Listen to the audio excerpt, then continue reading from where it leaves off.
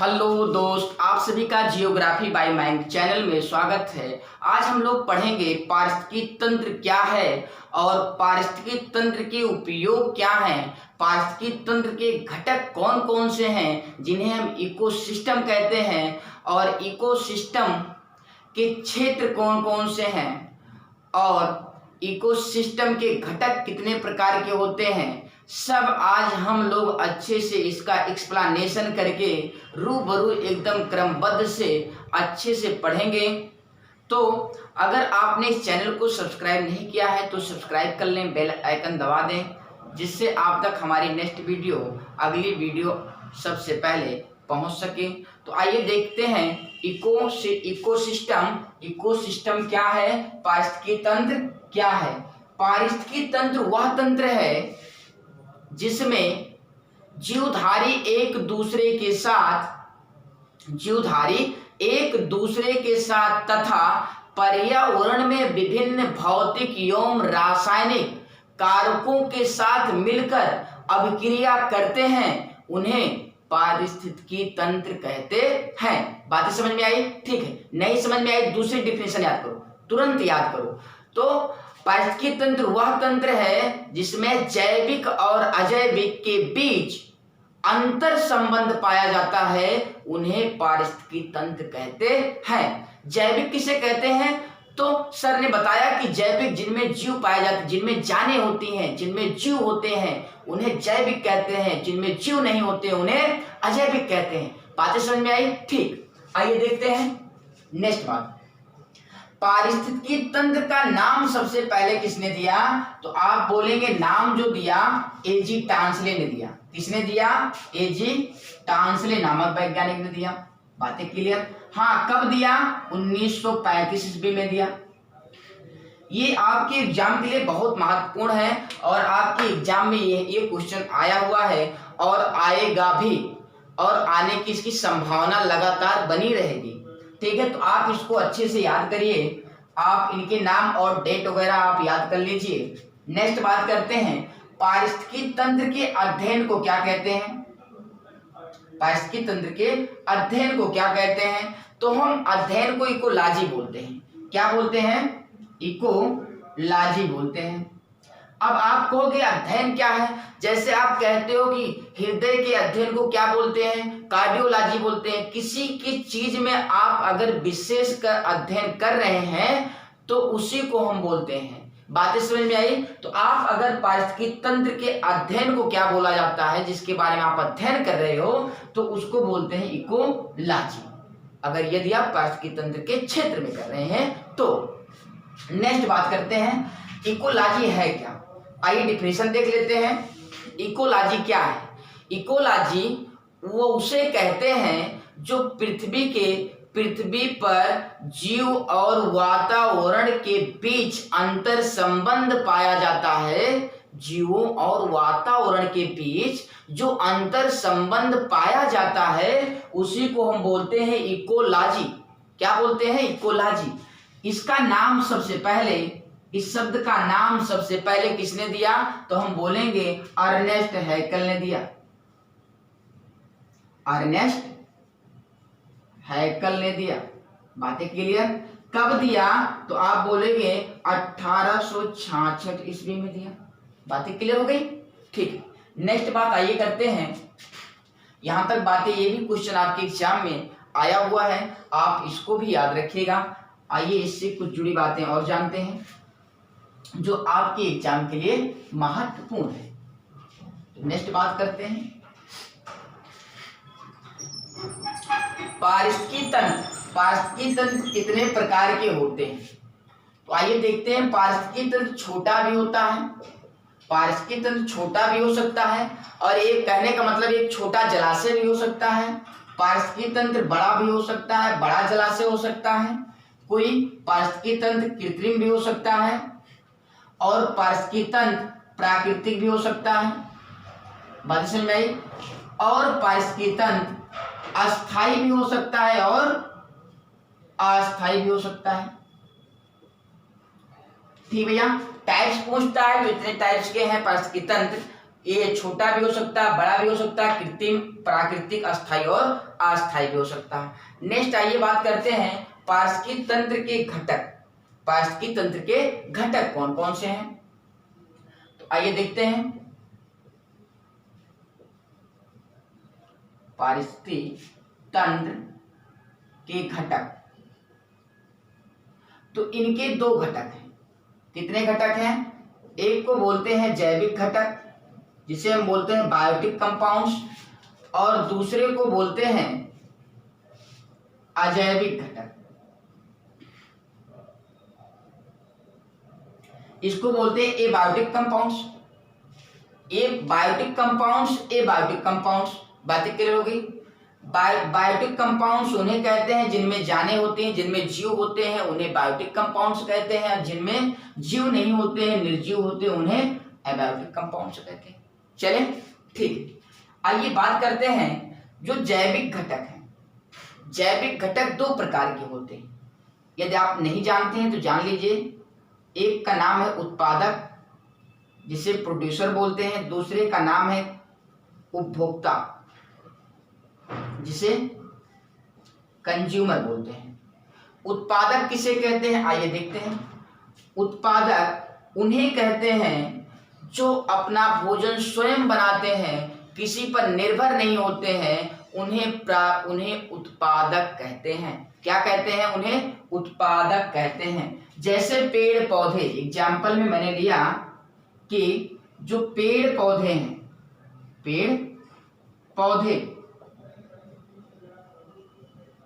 ये जो पेड़ पौधे हैं ये प्रकाश संश्लेषण द्वारा क्रिया करते हैं। किसके द्वारा?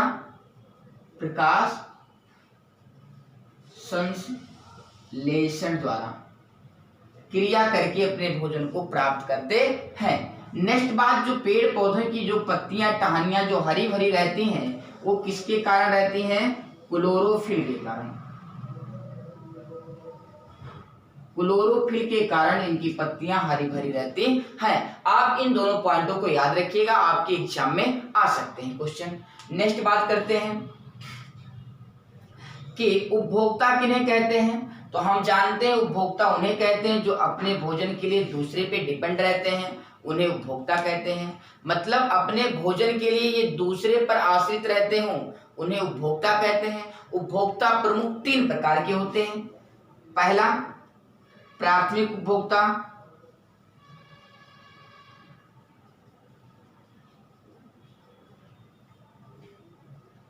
प्राथमिक उपभोक्ता किसे कहते हैं, तो आइए देखते हैं।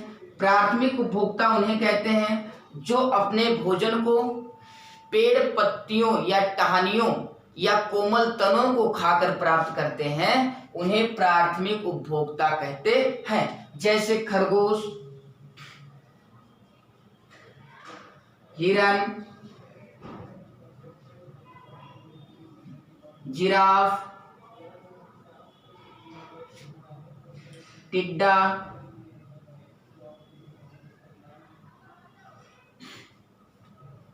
गाय, भैंस, बकरी आदि, ये सारे प्राथमिक उपभोक्ता के अंतर्गत आते हैं। ये सारे प्राथमिक उपभोक्ता के अंतर्गत आते हैं और प्राथमिक उपभोक्ता को हम शाकाहारी भी कहते हैं। आपको पता लग गया होगा शाकाहारी क्यों कहते हैं। ये अपना भोजन पेड़ पत्तियों के कोमल तनों एवं पत्तियों को खाकर प्राप्त करते हैं, इसीलिए इन्हें प्राथमिक उपभोक्ता कहते हैं और प्राथमिक उपभोक्ता को शाकाहारी कहते हैं। नेक्स्ट बात करते हैं द्वितीय उपभोक्ता की। बात करते हैं द्वितीय उपभोक्ता। द्वितीयक उपभोक्ता, द्वितीयक उपभोक्ता किसे कहते हैं? द्वितीयक उपभोक्ता उन्हें कहते हैं, सेकंड कंज्यूमर उन्हें कहते हैं जो अपना भोजन, अपने भोजन प्राप्त करने के लिए प्राथमिक उपभोक्ता से प्राप्त करते हैं या प्राथमिक उपभोक्ता को खाकर प्राप्त करते हैं, उन्हें द्वितीय उपभोक्ता कहते हैं, द्वितीयक उपभोक्ता कहते हैं। जैसे मेढक, छिपकली, मेढक, छिपकली, नेक्स्ट सांप,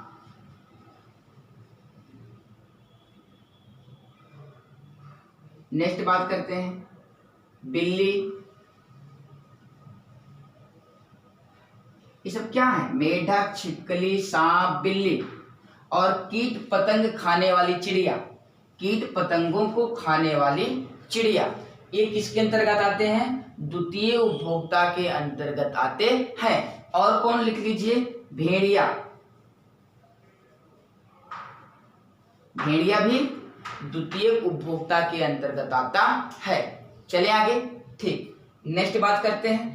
क्वेश्चन आपसे पूछेगा मेढक किस उपभोक्ता के अंतर्गत आता है, तो आपको बोलना होगा कि मेढक द्वितीय उपभोक्ता के अंतर्गत आता है। मेढक किसको खाता है? टिड्डे को खाता है। क्यों?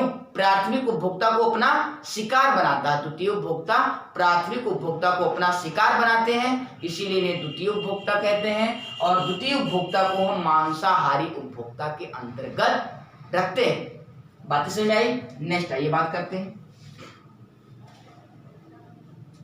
तृतीय उपभोक्ता के बारे में। तृतीय उपभोक्ता, तृतीय उपभोक्ता, तृतीय उपभोक्ता किसे कहते हैं? तो आइए देखते हैं। तृतीय उपभोक्ता उन्हें कहते हैं जो अपने भोजन को प्राप्त करने के लिए प्राथमिक उपभोक्ता से प्राप्त करते हैं, या द्वितीय उपभोक्ता को खाकर प्राप्त करते हैं, या दोनों को एक साथ मिलाकर खा जाते हैं, उन्हें तृतीय उपभोक्ता कहते हैं। बातें समझ में आई? ठीक, तो इसके एग्जाम्पल कौन कौन से हैं? जैसे शेर, इसका एग्जाम्पल है सबसे अच्छा। बाज,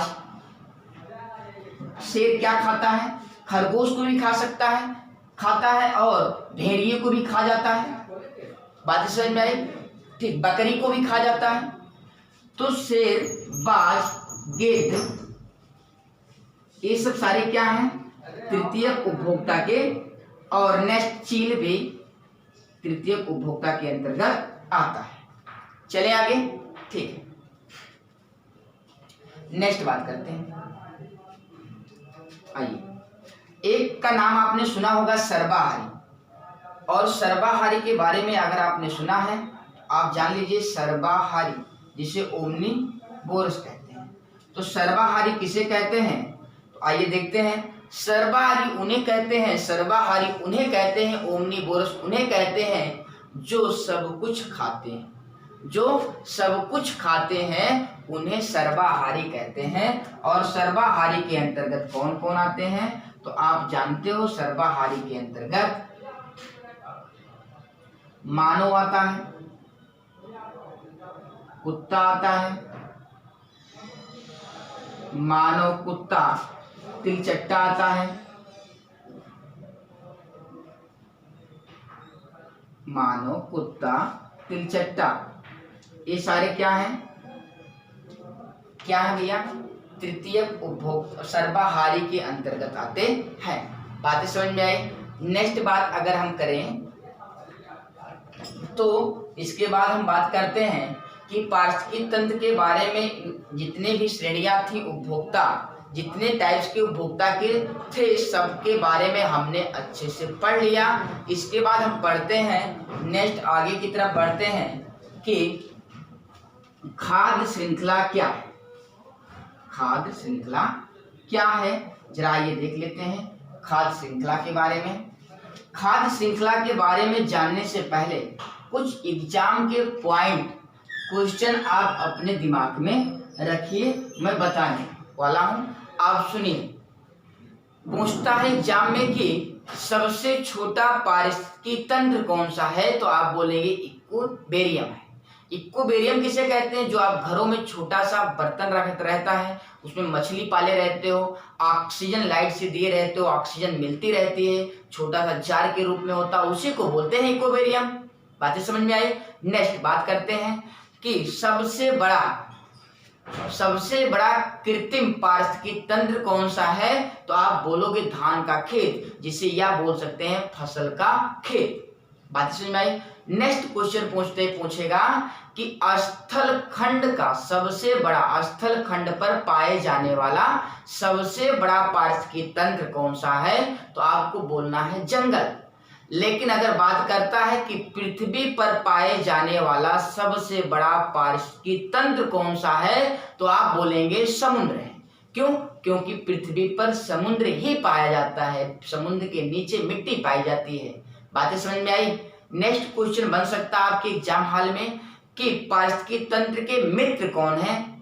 तो आप बोलेंगे मित्र नीम का पेड़ है, बरगद का पेड़ है, पीपल है, तुलसी का पेड़ है, ये सारे क्या है? मित्र हैं। अब आइए देखते हैं हम लोग खाद्य श्रृंखला के बारे में। किसके बारे में? खाद्य श्रृंखला के बारे में। खाद्य श्रृंखला इसे बोलते हैं फूड चेन। क्या बोलते हैं? Food chain. किसे कहते हैं? फूड चेन उन्हें कहते हैं। आइए देखते हैं जीवों का वह क्रम, जीवों का वह क्रम जिनके माध्यम से, जिसके माध्यम से ऊर्जा का एक स्तर से दूसरे स्तर में प्रवाह होता है, उसे हम खाद्य श्रृंखला कहते हैं। बात में मतलब एक स्तर से दूसरे स्तर में जो ऊर्जा का प्रवाह होता है उसी को हम खाद्य श्रृंखला कहते हैं, फूड चेन कहते हैं। बातें समझ में आई? ठीक है, आइए इसके बारे में और कुछ समझते हैं। इसके एग्जाम्पल कुछ लेते हैं। जैसे ये पेड़ पौधे, क्या है? पेड़ है, पेड़ पौधे। मैं फिगर बना दे रहा हूं, पेड़ है। और पेड़ को किसने खाया? टिड्डे ने खाया, टिड्डा ने खाया। टिड्डे को किसने खाया? मेढक ने खाया। मेढक को किसने खाया? सांप ने खाया। अरे सांप को किसने खाया? मोर ने खाया। यही तो बात क्लियर हुई। आइए देखते हैं, जब पेड़ उगा, पेड़ जो उत्पादक है, उत्पादक स्वतः उत्पन्न होता है, उत्पादक कहते हैं। जो स्वतः पैदा होता है, दूसरे पर सहारित नहीं होता, उसे उत्पादक कहते हैं। उत्पादक में हमेशा 100% एनर्जी रहती है। कितना? 100% एनर्जी रहती है। जैसे दूसरे स्तर का जीव इसे खाता है, कहने का जब टिड्डा इसको खाता है तो 90% एनर्जी लॉस हो जाती है, केवल मात्र टिड्डे को 10% एनर्जी मिलती है। 100 का 10% कितना हुआ?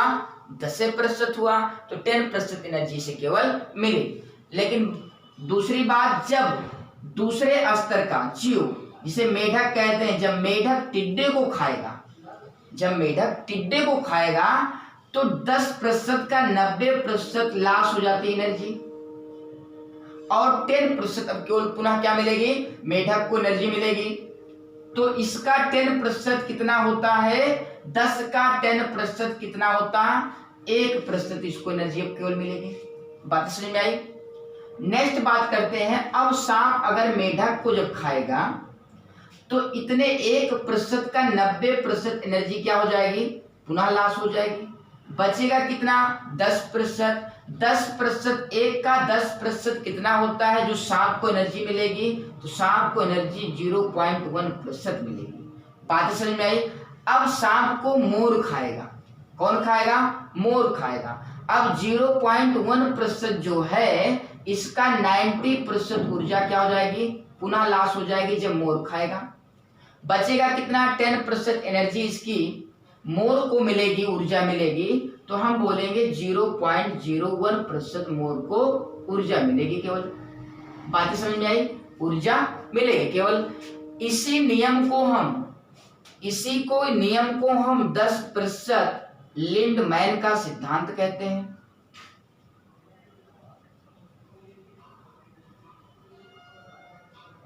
ये क्वेश्चन आपके एग्जाम में आया है कि लिंडमैन के सिद्धांत में क्या बातें हैं। तो लिंडमैन के सिद्धांत में जब एक स्तर से दूसरे स्तर पर ऊर्जा का प्रवाह होता है तब 90% ऊर्जा लॉस हो जाती है।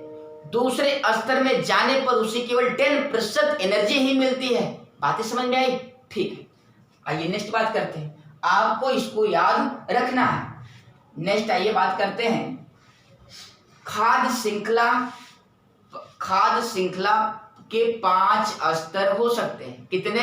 मैक्सिमम 5 स्तर हो सकते हैं खाद्य श्रृंखला के। आइए देख लेते हैं कौन कौन से स्तर हैं। यहां तक बातें अगर आपको समझ में आई हो तो चैनल को लाइक, शेयर और सब्सक्राइब जरूर करें। आइए देखते हैं इसके बाद इसके 5 स्तर होते हैं। कितने? 5 स्तर हो सकते हैं। खाद्य श्रृंखला के 5 स्तर हो सकते हैं। आइए देखते हैं। पहला, 2 स्तरीय खाद्य श्रृंखला।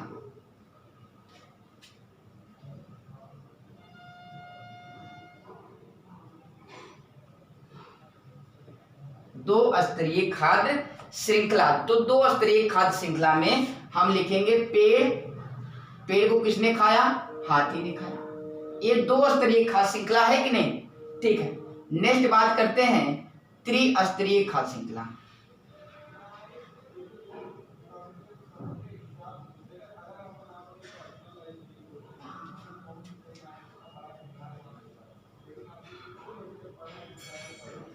त्रिस्तरीय खाद्य श्रृंखला, जैसे पेड़ है तो पेड़ को किसने खा लिया? हिरण ने खा लिया।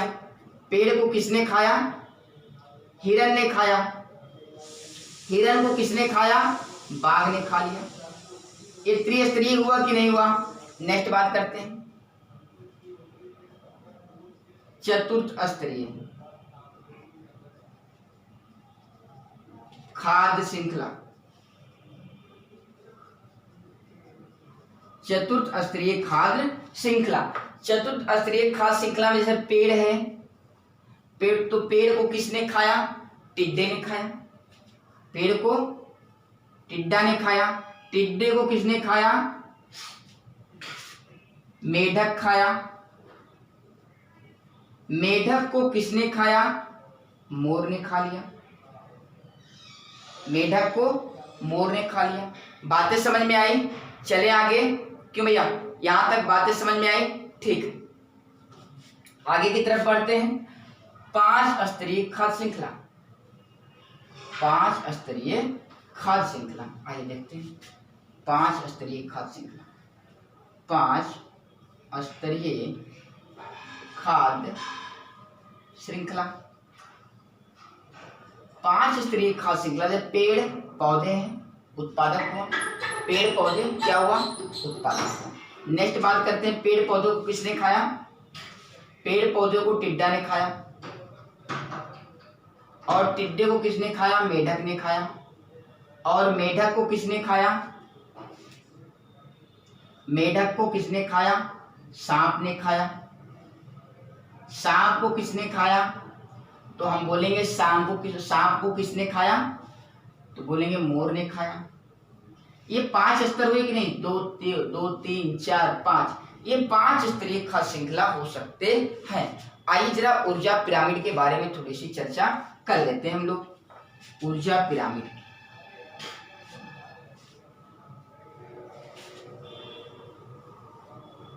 ऊर्जा पिरामिड।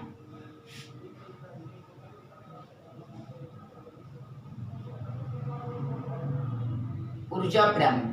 आपने 10% लिंडमैन का सिद्धांत पढ़ा होगा और आपको अभी हमने बताया लिंडमैन का सिद्धांत। तो क्या होता है? उत्पादक से जैसे हम लेवल ऊपर की तरफ बढ़ते हैं तो ऊर्जा के स्तर में कमी आने लगती है। क्या आने लगती है? ऊर्जा के स्तर में कमी आने लगती है। तो आइए देखते हैं। इसे बोलते हैं उत्पादक। उत्पादक में आप जानते हो 100% एनर्जी रहती है। जैसे ये दूसरे स्तर में जाता है,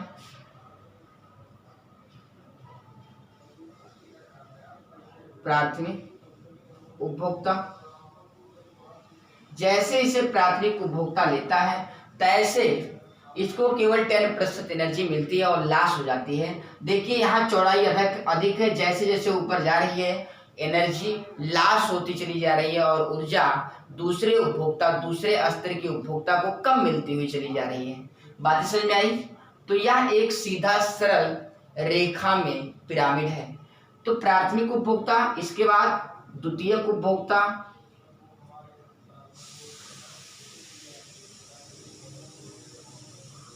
इसके बाद तृतीयक उपभोक्ता। ये जो ऊपर की तरफ पतला होता चला जा रहा है, ये ऊर्जा के मानों के बारे में बताते हैं कि मान क्या, ऊर्जा में कितना प्रतिशत की कमी आई, इसके बारे में बताता है। और किस स्तर के और किस स्तर के उपभोक्ता को कितनी ऊर्जा मिल रही है, कितना लॉस हो रही है, ये चीजें बताती है। कहने का मतलब उत्पादक से अगर आप ऊपर लेवल की तरफ बढ़ते हो तो ऊर्जा की मात्रा दूसरे स्तर में जाने पर कम मिलती जाएगी। बातें समझ में आई? ठीक है, नेक्स्ट आइए बात करते हैं खाद्य जाल की। किसके बारे में? खाद्य जाल। यहां से क्वेश्चन पूछे जाते हैं ऊर्जा पिरामिड से, तो आपको याद रखना है। आखिर खाद्य जाल है क्या, किसके बारे में पढ़ेंगे? खाद्य जाल के बारे में।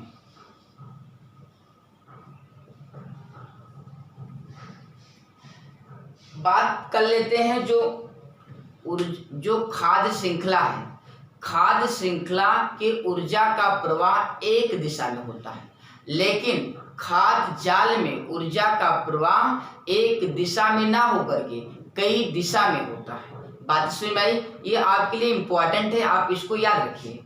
आइए देखते हैं खाद्य जाल किसे कहते हैं। फूड वेब इन्हें बोलते हैं। क्या बोलते हैं? Food web. तो खाद्य जाल उन्हें कहते हैं कई खाद्य श्रृंखलाओं के मर्ज होने पर, कई खाद्य श्रृंखलाओं के मिलने पर जिसका निर्माण होता है उसे खाद्य जाल कहते हैं। क्या कहते हैं? उसे खाद्य जाल कहते हैं। तो आइए एग्जाम्पल से पढ़ लेते हैं खाद्य जाल के बारे में। ये बकरी है, बकरी को किसने खाया? मानव ने खाया। यहाँ पेड़ पौधे हैं, पेड़ पौधों को किसने खाया? तो हम बोलेंगे खरगोश ने खाया। खरगोश को किसने खाया? तो हम बोलेंगे लोमड़ी ने खाई, लोमड़ी ने खाया। बातें समझ में आई? नेक्स्ट बात करते हैं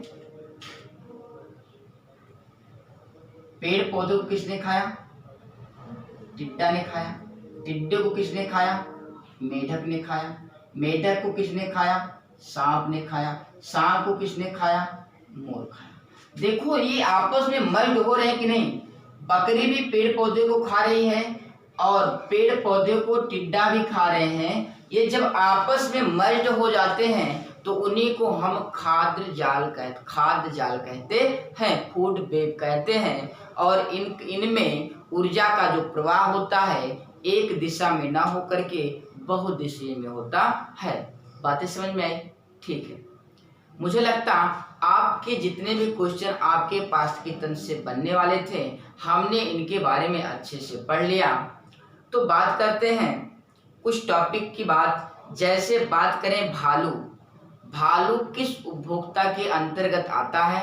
तो हम बोलेंगे भालू जो आता है वो तृतीय उपभोक्ता के अंतर्गत आता है। नेक्स्ट बात करें चूहा किस उपभोक्ता के अंतर्गत आता है?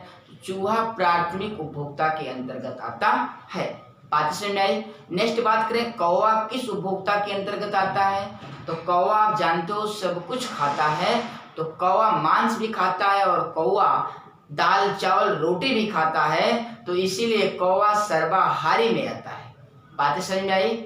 लेकिन बिल्ली किस श्रेणी में आती है? बिल्ली तृतीय उपभोक्ता में आती है। इसके पहले मैंने लिखा दिया है कि प्राथमिक उपभोक्ता है द्वितीय उपभोक्ता में, तो बिल्ली द्वितीय उपभोक्ता में तृतीय उपभोक्ता में आती है। बातें समझ में आई? ठीक है, आज के लिए बस इतना ही। थैंक यू, धन्यवाद।